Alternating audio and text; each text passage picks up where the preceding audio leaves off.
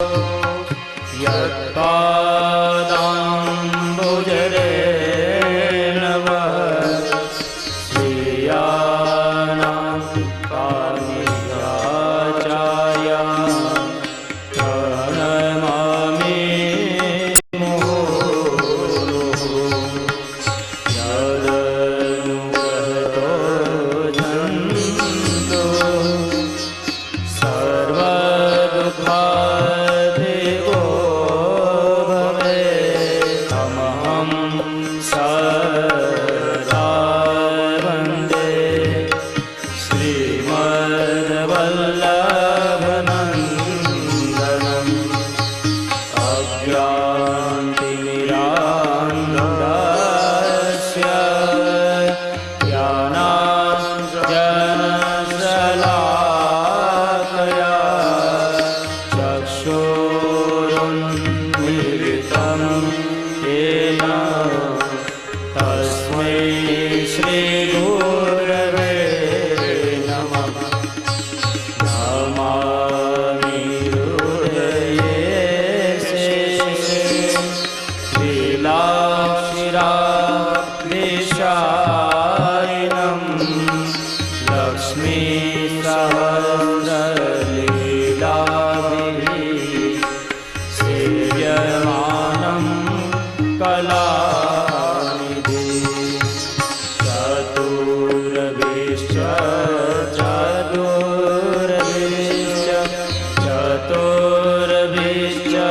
त्रिभिस्तथा षड्भिर्विराजते योऽसौ पञ्चधारुदये मम। पञ्चधारुदये मम। पञ्चधारुदये मम। श्रीगोवर्धननाथ पादयुगलम् हैयं गवेन प्रियं नित्यं श्रीमथुराधिपं सुखकरम्। श्रीविठ्ठलेशं मुदा श्रीमद्द्वारवतेश गोकुलपते श्रीगोकुलेन्दु विभुं श्रीमन्मन्मथमोहनं नटवरं श्रीबालकृष्णं भजे। श्रीमद्वल्लभविठ्ठलो गिरिधरं गोविन्दरायाभिधं श्रीमद्बालकृष्ण गोकुलपति नाथं रघूणांस्तथा। एवं श्री यदुनायकं किल घन श्यामं शतध्वंसजान्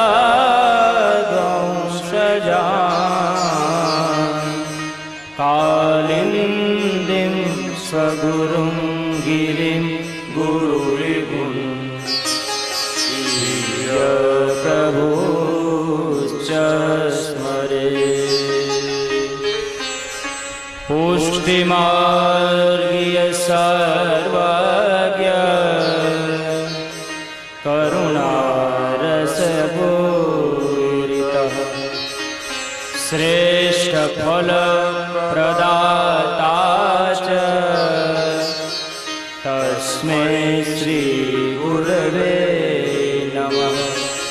तस्मै श्रीगुरवे नमः।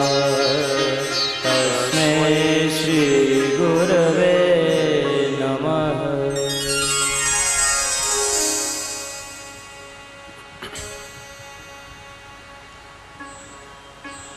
મનોરથી પરિવાર, શ્રી વલ્લભના કૃપાપાત્ર, શ્રી વલ્લભના લાડીલા આપ સૌ ભગવદી વૈષ્ણવજનો,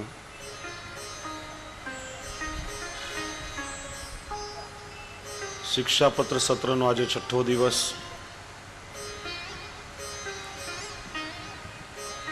પાંચ દિવસોમાં વૈષ્ણવના 7 કર્તવ્યનું આપણે દર્શન કર્યું. આમ તો શિક્ષાપત્ર વિષય જેટલો ગહન છે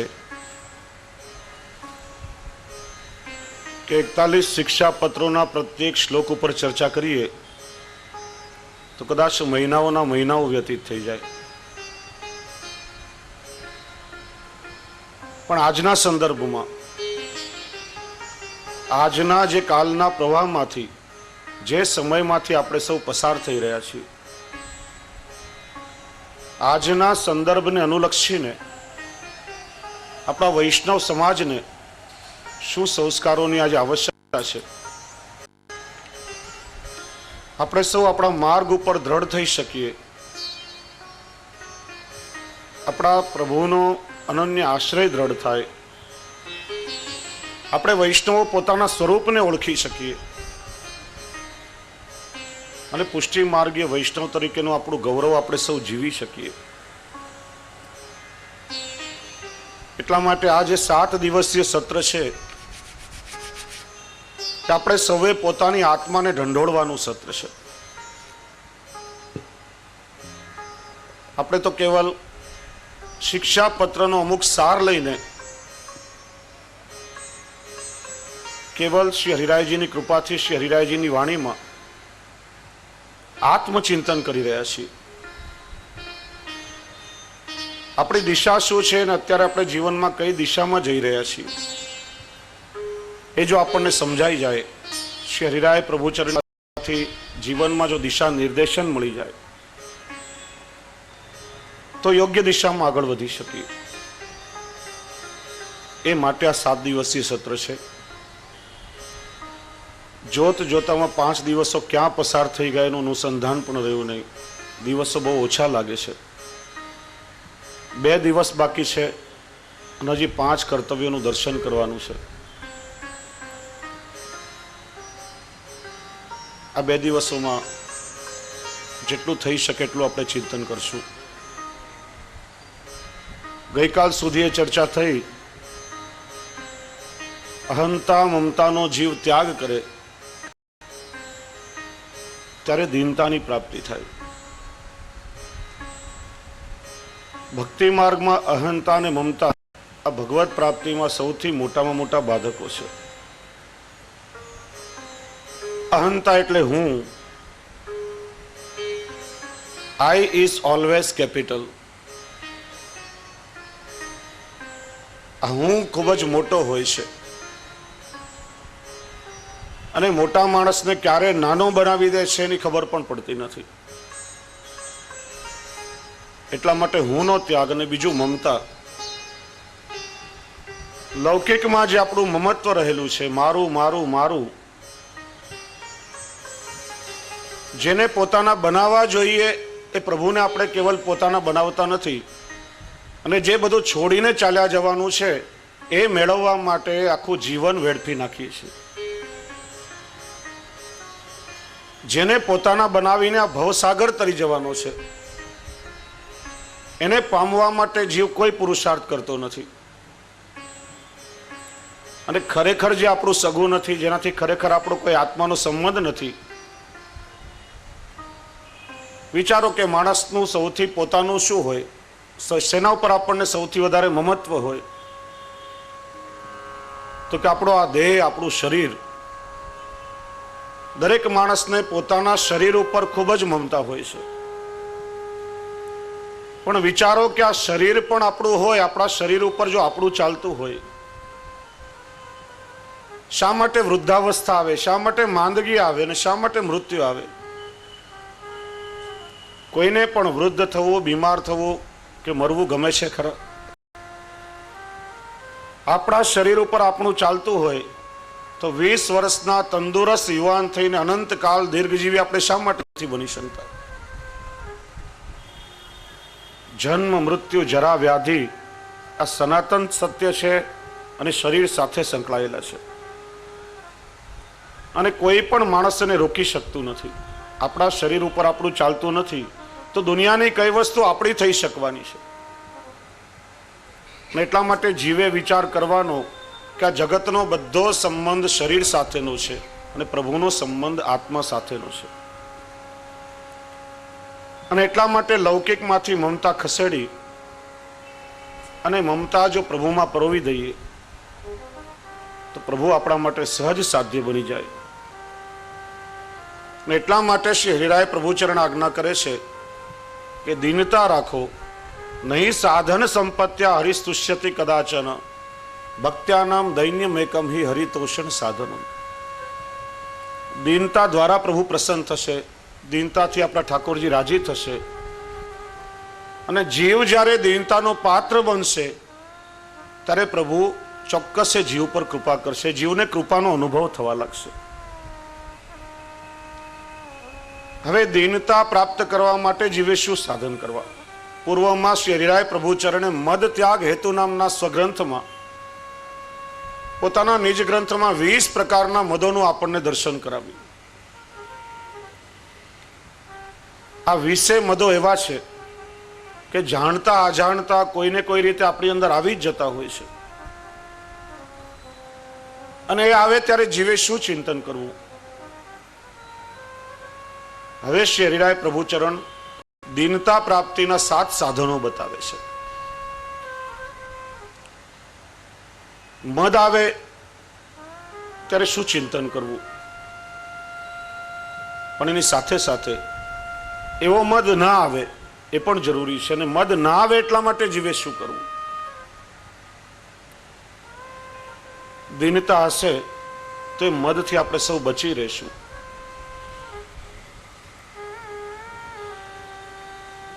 ત્યારે એના 7 સાધનો શ્રી હરિરાય પ્રભુચરણ બતાવે છે. સૌથી પહેલું સાધન શ્રી યમુનાજીનું સેવન છે.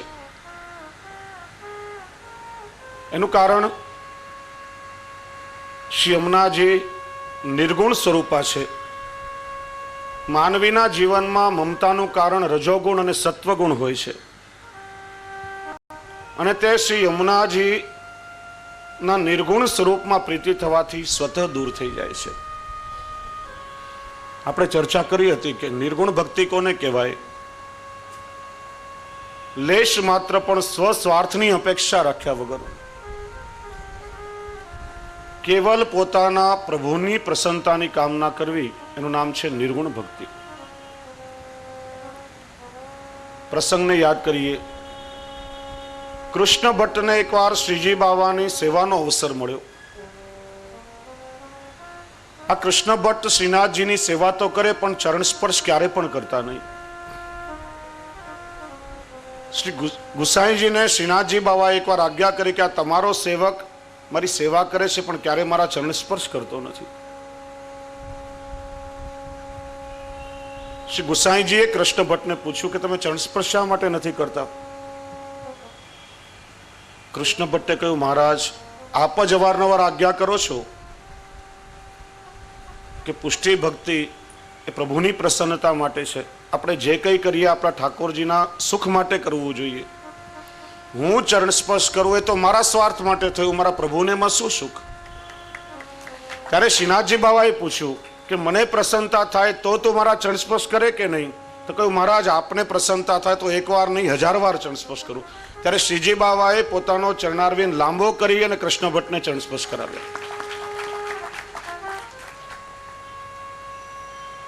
પ્રભુની પ્રસન્નતા માટે ચરણ સ્પર્શ પણ કરતા નહીં. એનું નામ છે નિર્ગુણ ભક્તિ. આપણે સૌ શ્રી યમુનાજીમાં સ્નાન કરીએ છીએ. યમુનાજીમાં સ્નાન કરવાનું કારણ શું? યમુનાજીનો પ્રવાહ એ માત્ર જળનો પ્રવાહ નથી. માનો શ્રી યમુનાજી દીનતા રસનું વહન કરી રહ્યા છે. અને એમાં સ્નાન કરવાથી માનો જીવ દીનતામાં સ્નાન કરે છે. શ્રી યમુનાજીનો પ્રવાહ એ ઠાકોરજીનો પ્રેમ ભક્તિનો પ્રવાહ છે. એમાં સ્નાન કરવાથી માનવ જીવ પ્રેમ સાગરમાં સ્નાન કરી રહ્યો છે, પ્રેમમાં તરબોળ બની રહ્યો છે. અને એટલા માટે જીવની આંતરબાહ્ય શુદ્ધિ થાય છે. જેમ જેમ જીવનમાં પ્રેમ આવતો જાય તેમ તેમ જીવમાં દીનતા આવતી જાય. બીજું સાધન શ્રી હરિરાયજી બતાવે છે મમતાનો ત્યાગ. આ વાત બહુ સ્પષ્ટ છે. આપણે વારંવાર વાંચન કરતા હોઈએ છીએ, જાણીએ છીએ, સાંભળતા પણ હોઈએ છીએ કે બ્રહ્મ સંબંધ થતા જ પુષ્ટિ જીવની મમતા છૂટવી જોઈએ, પણ છૂટતી નથી. કારણ કે આજથી ભવથી આપણા સૌના હૃદયમાં પેઠી છે, તો એટલી જલ્દી ક્યાંથી નીકળે? સાચા સત્સંગથી મમતાનો નાશ થાય. શ્રી હરિરાયજી આપણને સમજાવે છે અહંતા અને મમતા આ જીવનમાં એવી ઝેરી નાગણો છે કે જે આપણને રસ્તા જ જીવ લૌકિક બંધનમાં ફસાઈ જાય છે. હું અને મારું એ જ્યાં સુધી આપણામાં હશે ત્યાં સુધી દીનતા આવવાની જ નથી. અને એટલા માટે બ્રહ્મ સંબંધ દ્વારા અહંતા મમતાનું આપણે સમર્પણ કરીએ છીએ. અને જો સમર્પિત થયો નહીં તો ભક્ત કવિ ખૂબ જ સુંદર ગાય છે કે રે મન મૂરખ જન્મ ગવાયો. ભૂતલ ઉપર મનુષ્યનો દેહ ધારણ કરીને વૈષ્ણવ કુળમાં અવતાર લીધો, છતાં પણ એ જન્મ તમે વ્યર્થમાં વેડફી રહ્યા છો. એક વાત સમજીએ કે 84 લાખ યોનિમાં ભગવત કૃપાથી ઉત્તમમાં ઉત્તમ મનુષ્યનો દેહ મળ્યો છે, કર્મ સાધ્ય છે. પણ વૈષ્ણવ કુળમાં અવતાર કર્મ સાધ્ય નથી, કૃપા સાધ્ય છે. ઠાકોરજીની કૃપાથી પ્રાપ્ત થાય છે. પણ વિચારીએ કે અનાયાસે કોઈ ઉત્તમ વસ્તુ આપણને પ્રાપ્ત થાય, પણ જ્યાં સુધી એની ઉત્તમતાનું આપણને જ્ઞાન હોતું નથી ત્યાં સુધી એ ઉત્તમતાનો આનંદ લઈ શકતા નથી. કરોડો રૂપિયાની કિંમતનો હીરો આપણને મળ્યો હોય, પણ હીરાના મૂલ્યનું જો જ્ઞાન ન હોય તો ધનવાન બની શકાતું નથી. અનાયાસે માનો પારસમણી તમને મળ્યો હોય, પણ તમે પથ્થર જ સમજતા હો તો પારસની ઉપયોગિતા શું? એમ વૈષ્ણવ કુળમાં પ્રભુએ કૃપા કરીને આપણને જન્મ આપ્યો છે, અને છતાં પણ જો આપણે આપણી વૈષ્ણવતાને ઓળખીએ જ નહીં તો વૈષ્ણવ કુળમાં જન્મ મળ્યો પણ શું કામનો? અને એટલા માટે ભક્ત કવિ ગાય છે કે રે મૂરખ જન્મ ગવાયો. રે મન મૂરખ જન્મ ગવાયો, રે મન મૂરખ જન્મ ગવાયો. કર પર પંચ વિષયા રસ પીનો, કર કર પ્રપંચ વિષય રસ પીનો.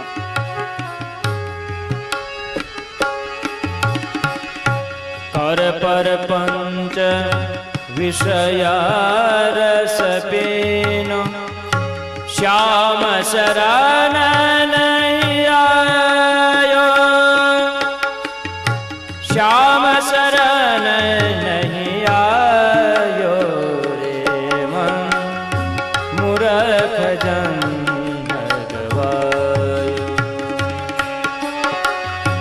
यह संसार फूल से वर को, यह संसार फूल से वर को, सुंदर लोक लुभायो. चाखन लगो रूय उड़ गई, आठ कछुं नहीं आयो. रे मन मूरख जन्म गवायो. यह संसार फूल सेमर को, सेमर નામનું એક ફૂલ થાય છે, માણસને તોડવા જાય પણ તરત જ ખરી જાય છે, આપણા હાથમાં આવતું નથી.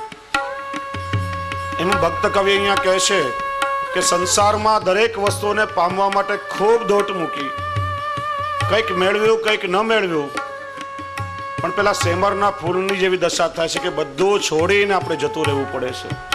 એટલા માટે જીવ ઠાકોરજીના શરણમાં આવો.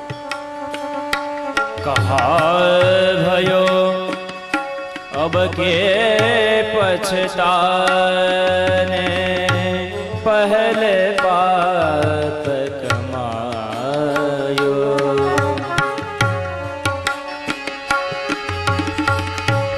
कहत सुर श्री कृष्ण नाम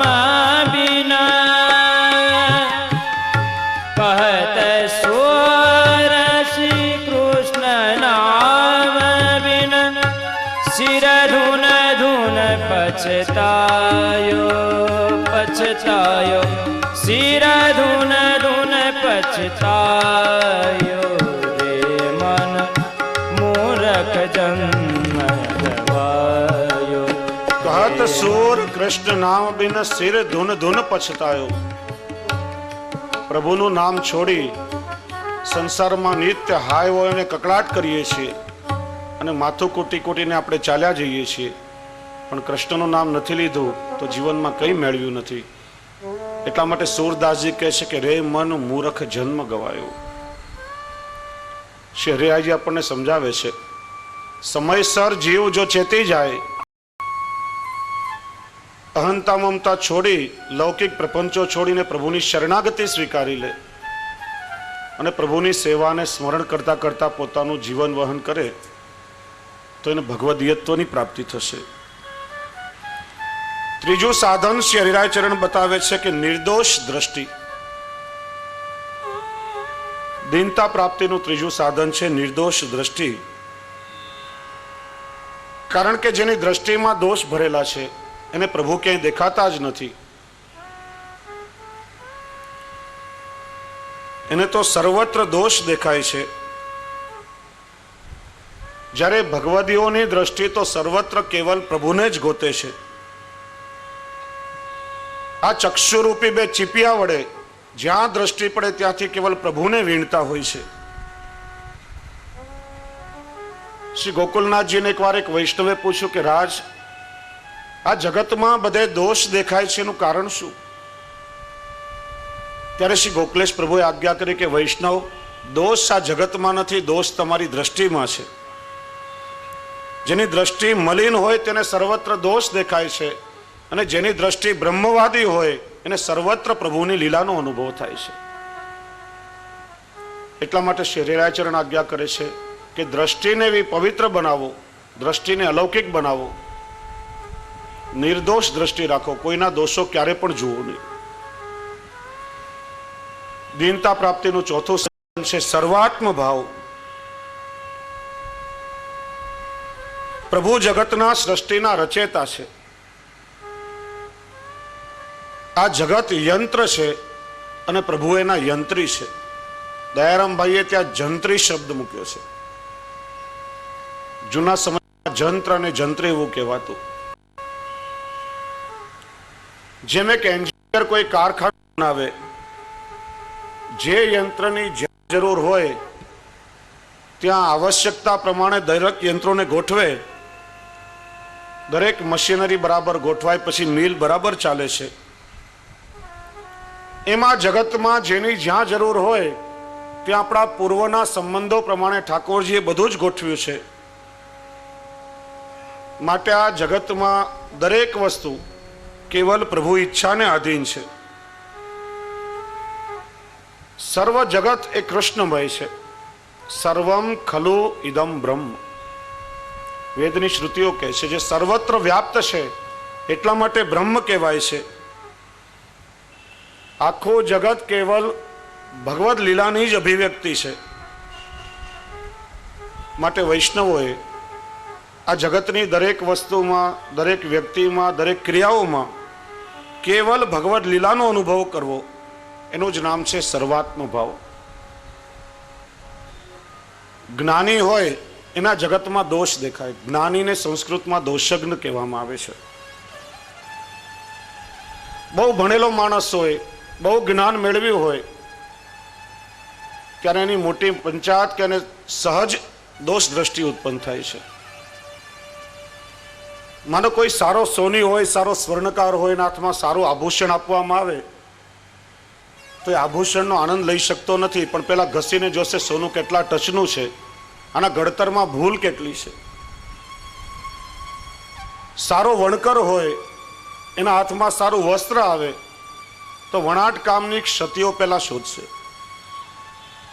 સારો એન્જિનિયર કે સારો આર્કિટેક્ટ હોય, કોઈ સારા ભવનમાં લઈ જવામાં આવે તો એનો આનંદ નહીં લઈ શકે, પણ એના કન્સ્ટ્રક્શનમાં, એના બાંધકામમાં ક્ષતિઓ કેટલી છે પેલા શોધવાનો પ્રયત્ન કરશે. જ્ઞાનીઓ કહે છે કે આ જગત અને આ સંસાર નિરર્થક છે, માયાજાળ છે, ભ્રમણાત્મક છે, દુષ્કર છે, કષ્ટ સાધ્ય છે. જ્યારે ભક્ત શું કહે છે? આ બધી જ ભગવદાનંદની અભિવ્યક્તિ છે. અરવિંદ મહર્ષિ એક બહુ સરસ વાત કરી કે what is world? An eternal child playing an eternal game in an eternal garden. આ જગત શું છે? એક શાશ્વત બાળક એક શાશ્વત ઉદ્યાનમાં જે શાશ્વત ક્રીડા કરી રહ્યો છે, એ આ જગતનું સ્વરૂપ છે. એનું કારણ સર્વાત્મ ભાવવાદી દ્રષ્ટિ છે. જગતની પ્રત્યેક ક્રિયામાં એને ભગવદાનંદની અભિવ્યક્તિ થાય છે. એટલા માટે હરિરાય પ્રભુચરણ આજ્ઞા કરે છે કે સર્વાત્મ ભાવ એ દીનતા પ્રાપ્તિનું સાધન છે. લૌકિક અને દોષ દ્રષ્ટિથી વિચાર કરશો તો આ જગતમાં દોષ દેખાય છે, પણ સર્વાત્મ ભાવવાદી દ્રષ્ટિ હશે તો સર્વત્ર કેવલ ભગવદાનંદની અભિવ્યક્તિ થશે. હવે જીવનો સ્વભાવ છે દોષ જોવાની વૃત્તિ હોય, અને એટલી સહજતાથી આપણે છોડી શકતા નથી. ત્યારે પાંચમું સાધન શ્રી હરિરાય પ્રભુચરણ બતાવે છે કે જો તમને દોષો જોવાની ટેવ પડી હોય તો બીજાના દોષોનો વિચાર છોડો, પણ સ્વદોષાનું દર્શન, પોતાના દોષોનો વિચાર કરો. આપણે ભલે પોતાની જાતને ગમે તેટલા શુદ્ધ માનતા હોઈએ, પણ જ્યાં સુધી આપણને સાક્ષાત અનુભવ નથી ત્યાં સુધી આપણે દુષ્ટ જ છીએ. એટલા માટે શ્રી હરિરાય પ્રભુચરણ આજ્ઞા કરે છે કે જીવા સ્વભાવ તો દુષ્ટ. સુરદાસજી જેવા ભક્ત કવિ પણ પોતે કહે છે કે મોસમ કોન કુટિલ ખલકામી, જાહી તન દિયો તાહી બિસરાયો એસો નિમક હરામી. જે પ્રભુએ મને આ શરીર આપ્યું છે ને ભૂલી ગયો છું, તો મારા જેવા લૂણ હરામી કોણ છે જગતમાં? કોણ કુટિલ ખલકામી મોસમ, કોણ કુટિલ ખલકામી, કોણ કુટિલ ખલકામી મોસમ, કોણ કુટિલ ખલકામી.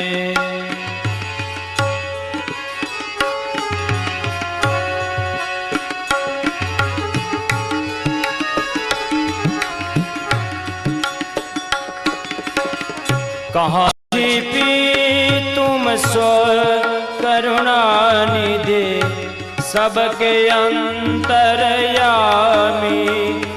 मौसम कौन कुटिल खलकामी.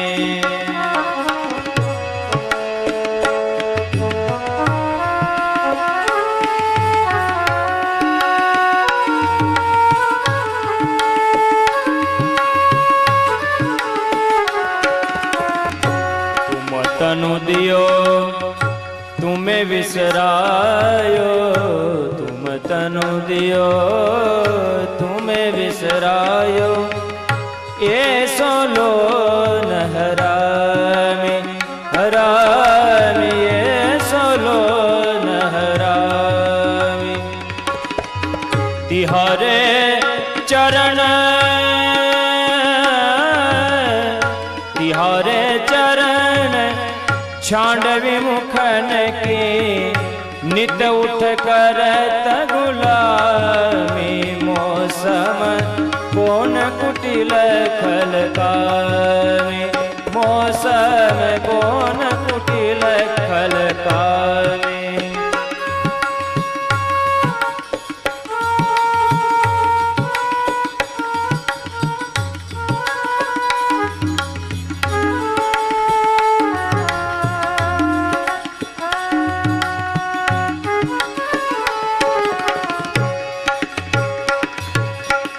जहाँ सत्संग होत तहाँ आलस जहाँ सत्संग होत तहाँ आलस अदमन संग विश्रामी विश्रामी अदमन संग विश्रामी भर भर उदर विषय मद पीवत भर भर उदर विषय मद पीवत जैसे सूकर ग्रामी हो जैसे सूकर ग्रामी मौसम कौन कुटिल खलकामी मौसम कौन कुटिल खलकामी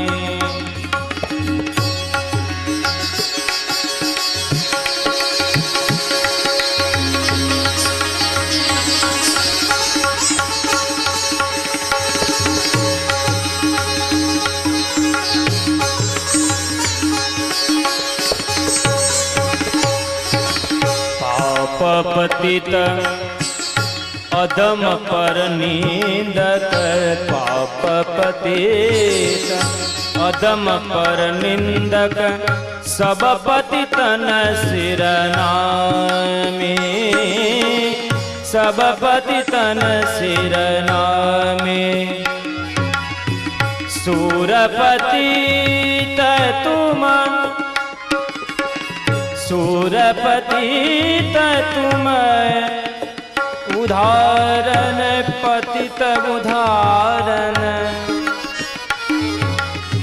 सूरपतित तुम पतित उदाहरण सुनिए श्रीपति स्वामी स्वामी सुनिए श्रीपति स्वामी मौसम कौन कुटिल खलकामी मौसम कौन कुटिल खल कौन कुटिल खल कौन कुटिल खलकामी। બીજા એક પદમાં સુરદાસજી કહે છે કે હું પતિતન કો નાયક હું પતિતન કો ટીકો આ જગતમાં જેટલા દુષ્ટોનો વિચાર કરવામાં આવે તો એ બધાનો લીડર હું છું એ બધાનો નાયક હું છું મારા જેવું પતિત બીજું કોણ છે।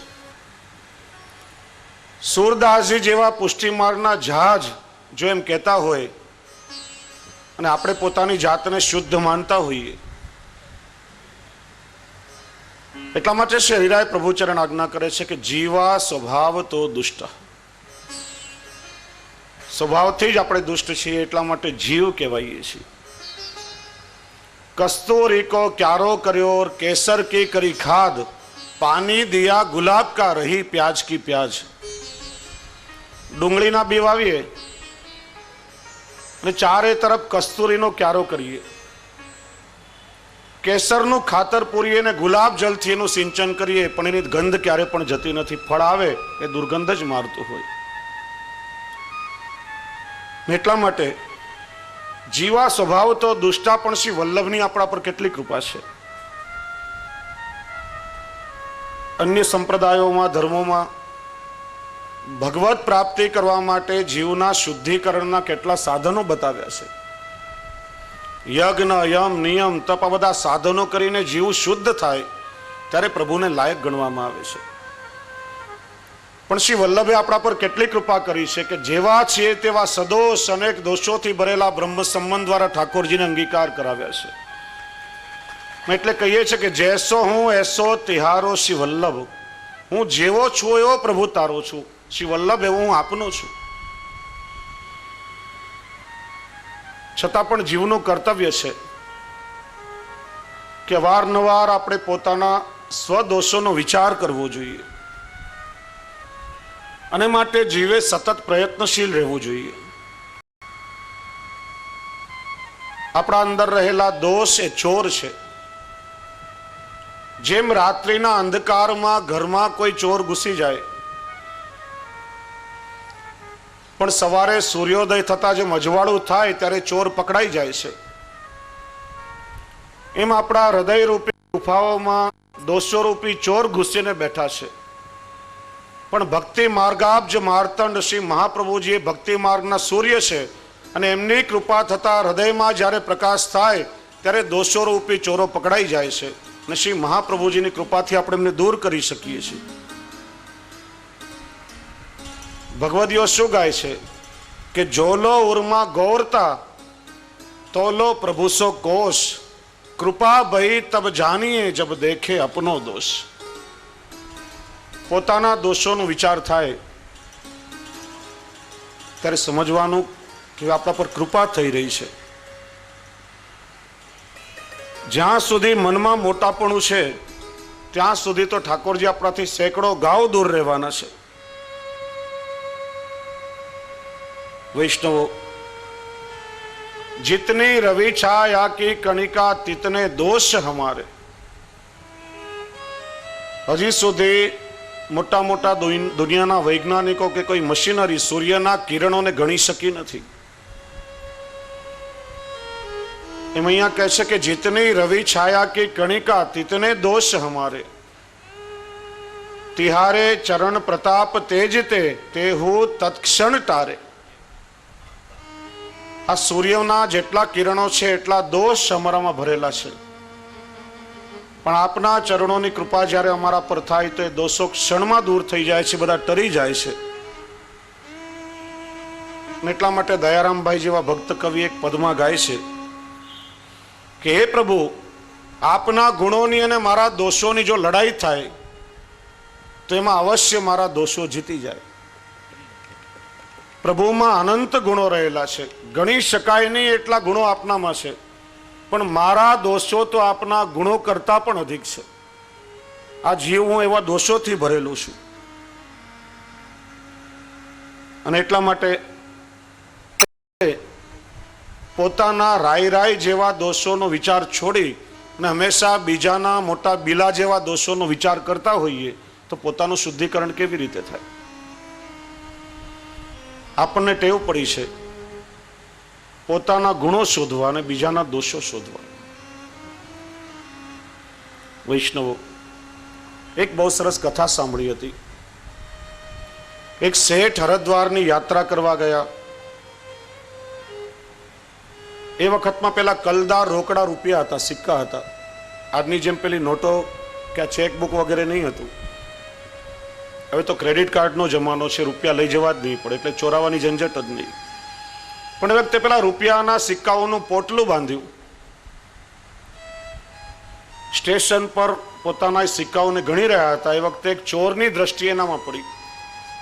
વિચાર્યું કે આ પાર્ટી બહુ માલદાર લાગે છે, એની સાથે જાઉં અને ક્યારેક રસ્તામાં લાગ મળશે એ બધું મેળવી લઈશ. આવીને શેઠનો પરિચય કર્યો. આપ કોણ છો, ક્યાં જાઓ છો? શેઠે કહ્યું કે ફલાણા ગામનો છું, હરિદ્વાર જાઉં છું. પેલો ચોર કે હું પણ હરિદ્વારની યાત્રાએ જાઉં છું, ચાલો આપણે કરતા બે ભલા. શેઠ એની બુદ્ધિને પારખી ગયા, બહુ ચતુર હતા. હવે આવે પેલો ચોર શેઠની વેપારીની સાથે થઈ ગયો. હરિદ્વાર આવ્યું, બંને સાથે એક ધર્મશાળામાં મુકામ કર્યો. ચોર વિચારે છે ક્યારેક લાગ મળશે અને પેલું રૂપિયાનું પોટલું હથેળી લઈશ. શેઠ બહુ ચાલાક, દરરોજ સવારે ચારાના આપી અને પેલા ચોરને ચા લેવા માટે મોકલે. એ ચા લઈને આવે ત્યારે જોવે કે શેઠ પોતાનું રૂપિયાનું પોટલું એની પાસે છે ને ગણી રહ્યા છે. વિચારે કે હજી તો એની પાસે છે, સમય મળે ઉપાડી લઈશ. બપોરે વળી પાછો કંઈક એકાદ રૂપિયા આપીને નાસ્તો લેવા મોકલે. સાંજે વળી પાછો કંઈક લેવા મોકલે અને રાતે રૂપિયાને સંતાડી દે.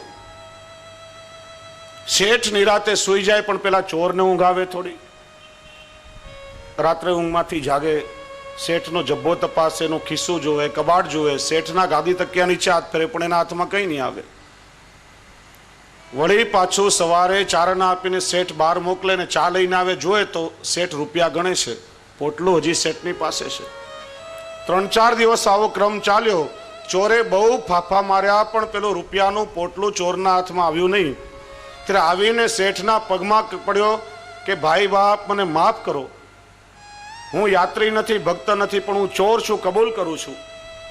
4-5 દિવસથી આ તમારા રૂપિયા ચોરવાનો પ્રયત્ન કરું છું પણ પેલું પોટલું મારા હાથમાં આવતું નથી. હવે મારે ચોરવું નથી, પણ મને એટલું તો કહો કે તમે સંતાડો છો ક્યાં?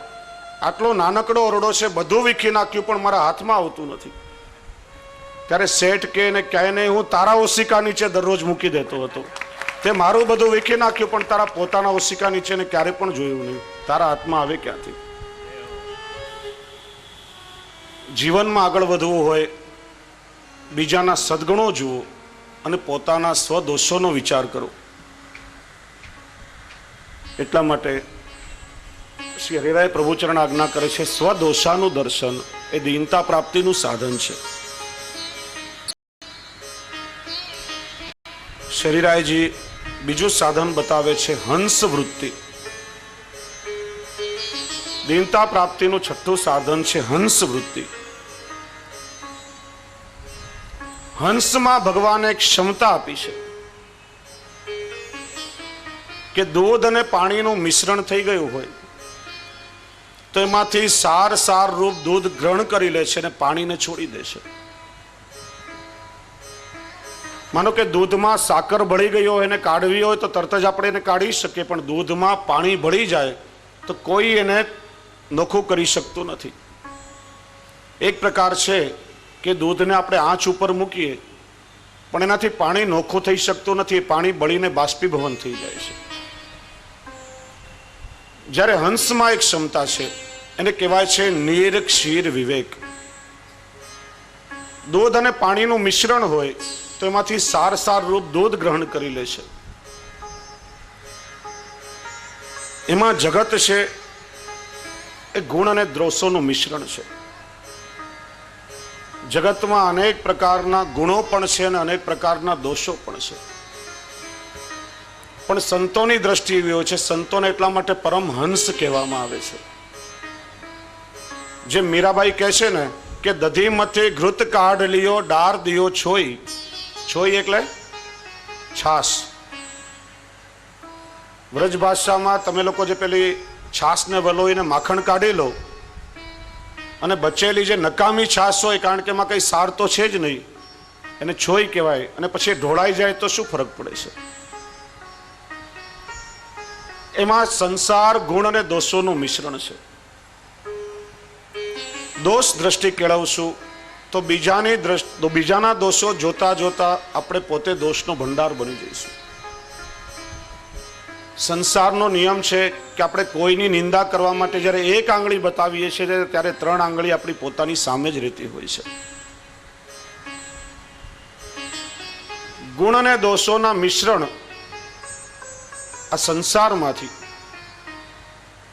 દોષોને દૂર કરી અને સાર રૂપ ગુણોને ગ્રહણ કરવા, એનું નામ છે હંસ વૃત્તિ, હંસ દ્રષ્ટિ.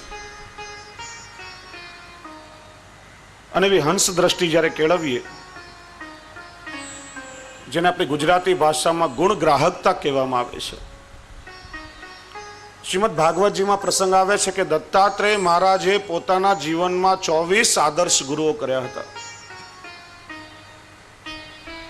જેની પાસેથી જે કોઈ સદગુણ મળ્યો એ સદગુણને પોતાના જીવનમાં કેળવી અને એને પોતાનો આદર્શ ગુરુ માન્યો. પતંગિયાને ગુરુ બનાવ્યો, લુહારને ગુરુ બનાવ્યો, ભમરાને ગુરુ બનાવ્યો, વેશ્યાને ગુરુ બનાવી, હાથીને ગુરુ બનાવ્યો. જેની પાસેથી જે કોઈ સારો ગુણ શીખવા મળ્યો એ ગુણને કેળવી અને પોતાના જીવનમાં ઉતાર્યો. એમ હંસ વૃત્તિ જ્યારે આવે, હંસ દ્રષ્ટિ આપણી પાસે આવે, જેને શ્રી મહાપ્રભુજી વિવેક દ્રષ્ટિ કહે છે. આપણા જીવનમાં આપણા કામનું છે અને શું આપણા માટે નકામું છે. આ જગતમાં ભગવાને અનંત પ્રકારનો વૈભવ વિખેર્યો છે. સારી દ્રષ્ટિ હશે તો પ્રત્યેક વસ્તુ આપણને જીવનમાં કોઈને કોઈ સારો પાઠ ભણાવશે. નદી સામે જોશો તો સતત ગતિશીલતા અને નિર્મળતાનો પાઠ ભણાવશે.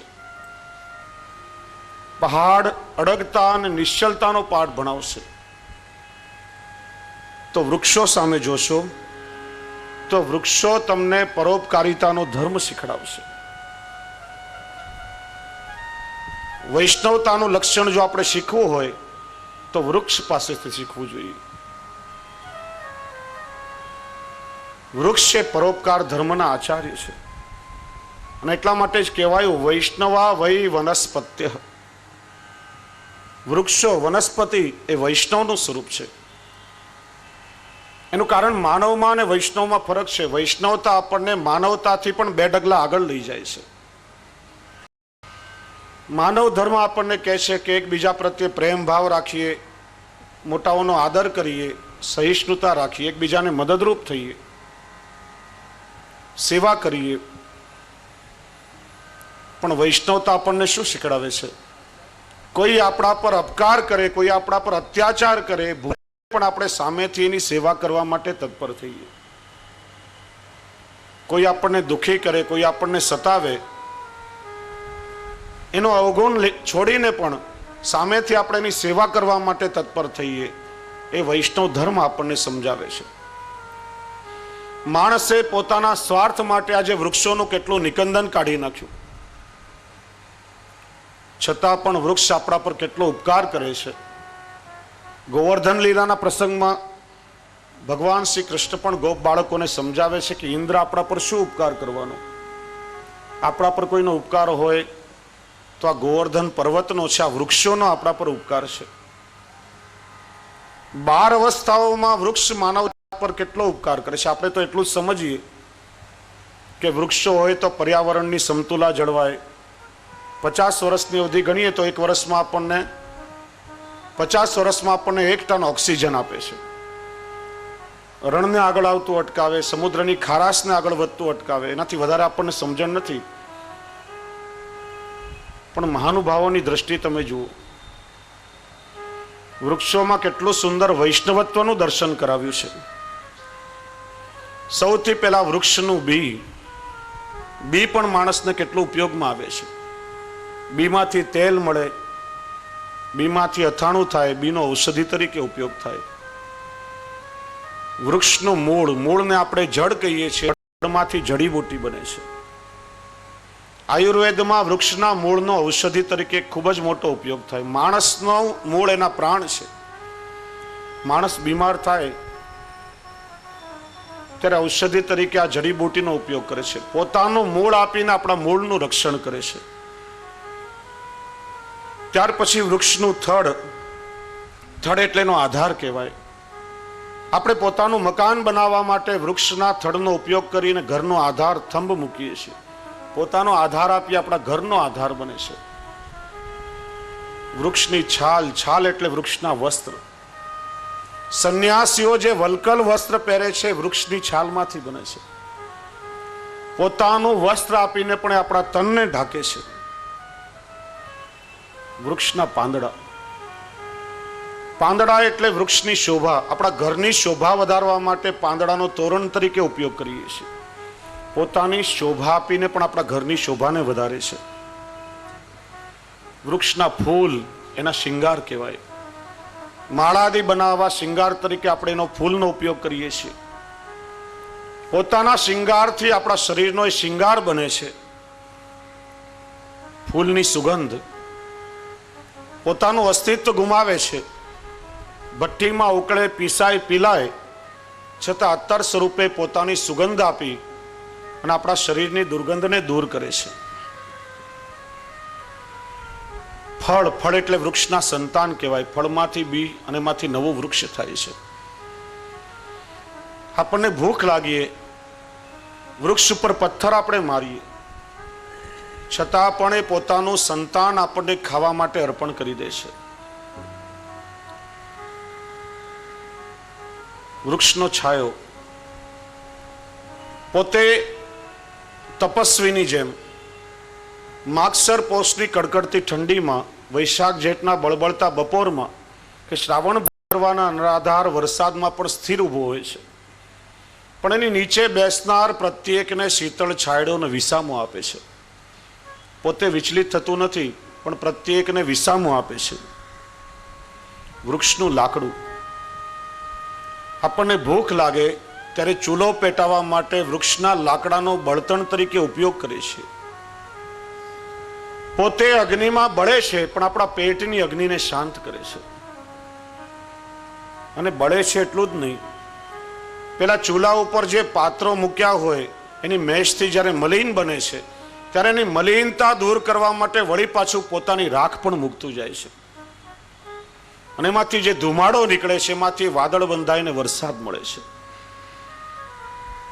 પ્રત્યેક અવસ્થામાં વૃક્ષ માનવ જાત ઉપર કેટલો ઉપકાર કરે છે. આપણે જો વૈષ્ણવતાનું લક્ષણ શીખવું હોય તો આ વૃક્ષ પાસેથી શીખીને. એટલા માટે ભક્ત કવિ ગાય છે, મન તો વૃક્ષન કો મત લે. સુરદાસજીએ ખૂબ સુંદર એના માટે કહ્યું છે, કાટે તાપે ક્રોધ કરે નહીં, સિંચે નહીં સ્નેહ. જેમ ગીતાજીમાં ભગવાને સ્થિત પ્રજ્ઞતા બતાવી છે. એને કાપે છે છતાં પણ એના પર ક્રોધ કરતું નથી, ને કોઈ એને પાણીનું પોષણ આપે તો એને પ્રેમ કરતું નથી. એટલા માટે કહ્યું, મન તો વૃક્ષન કો મત લે. मन रे तू वृक्षन को मत ले, मन रे तू वृक्षन को मत ले. काटे तापर क्रोध करे नहीं, काटे तापर क्रोध करे नहीं, सींचे नहीं स्नेह. मन रे तू वृक्षन को मत ले, मन रे तू वृक्षन को मत ले.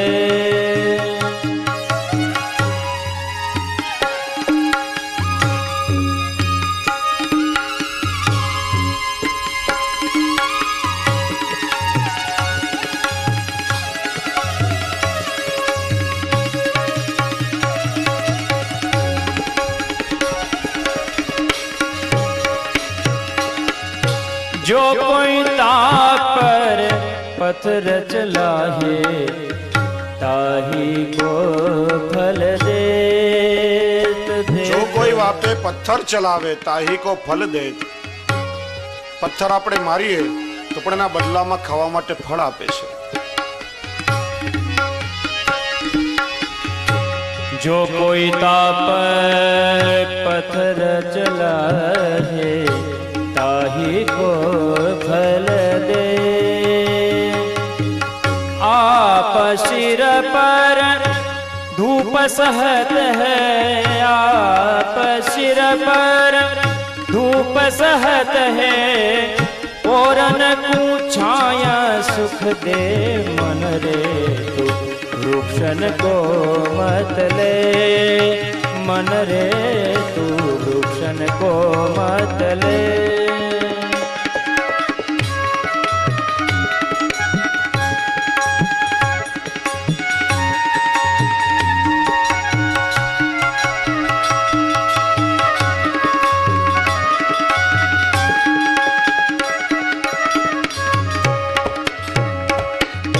धन धन जड़ये परम पदार्थ,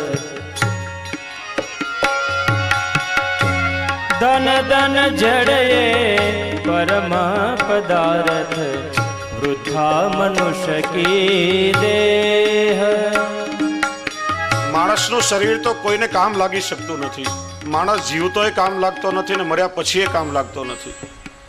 કેવલ બીજા ઉપર બોજારું લઈને રહેતો હોય છે. અને વૃક્ષ જડવા છતાં પણ કેટલા પ્રકારે આપણી સેવા કરે છે. એટલા માટે ભક્ત કવિ કહે છે કે મન તો વૃક્ષન કો મત લે. ધન ધન જડે પરમ પદાર્થ ધન ધન જડિયે પરમ પદાર્થ વૃથા મનુષ્ય કી દેહ વૃથા મનુષ્ય કી દેહ सूरदास मन कर्म वचन कर सूरदास मन कर्म वचन कर भक्तन को मत ये मन रे तू वृक्षन को मत ले मन रे तू वृक्षन को मत ले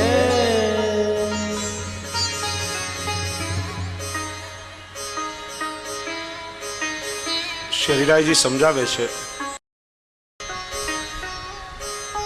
કે દીનતા પ્રાપ્ત કરવી હોય